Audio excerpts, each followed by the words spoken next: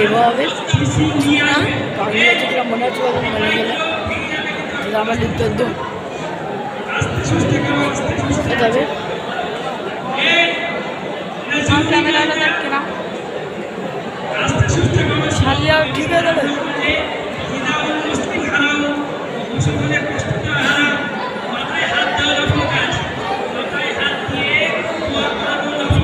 ধীরে শিখতে লেগে ওরকম করতে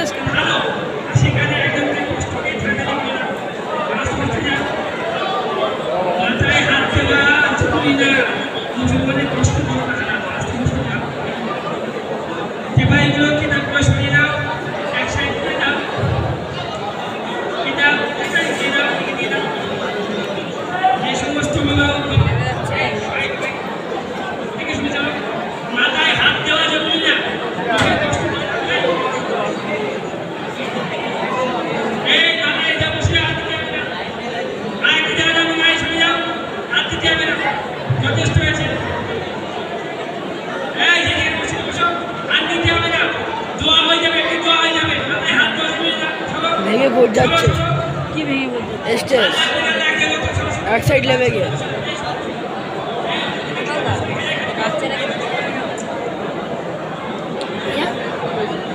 কোন বাচ্চা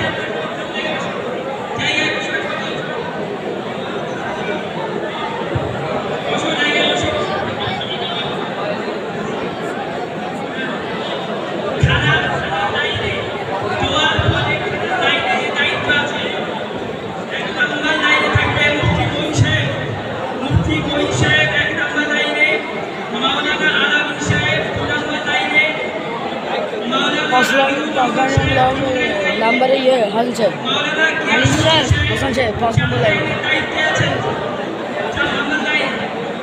মানে মানে কি মানে খাওয়া দেবে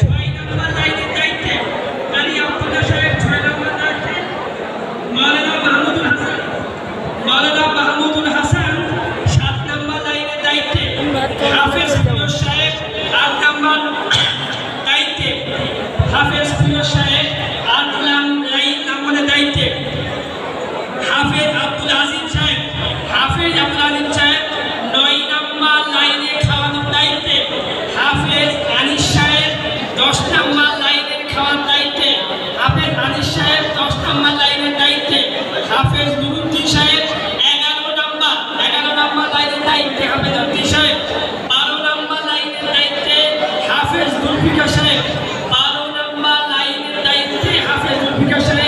13 নম্বর লাইনের দায়িত্বে মাওলানা আলতাফ সাহেব।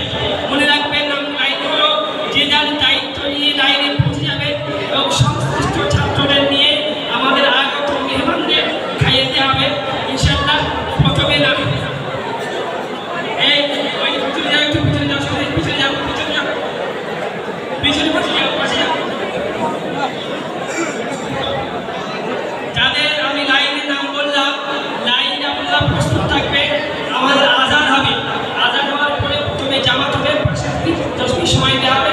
এখন সবে 2 বাজে, সংক্ষিপ্ত হবে ইনশাআল্লাহ।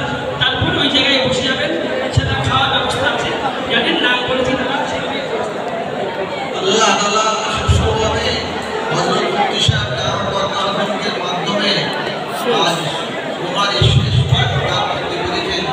আমরা সকলেই বলি আলহামদুলিল্লাহ। এই বাচ্চাগুলোর ভবিষ্যতে তারা যেন দিনের খেদমত করতে পারে তার জন্য দোয়া করবেন। আর এই মাদ্রাসার সমস্ত প্রয়োজন আল্লাহ দায়িত্ব থেকে পূর্ণ করুন। হাসপাতাল পরিষেবা কবুল করুন। আপনাদেরকে আল্লাহ গ্রহণ করুন। পরিশেষে বলি এখানে হিন্দুস্থানা থেকে যে 59 জন ছাত্র ফারেক হলো তাদের পিতা মাতার মান মর্যাদা অনেক বেশি। ও তো যাবেই জান্নাতে, আরও যাদের জাহান্নামে বলে আল্লাহ তাআলা নিযুক্ত করে দিয়েছে, নির্ধারণ করেছে, তাদেরকেও ওদের মাধ্যমে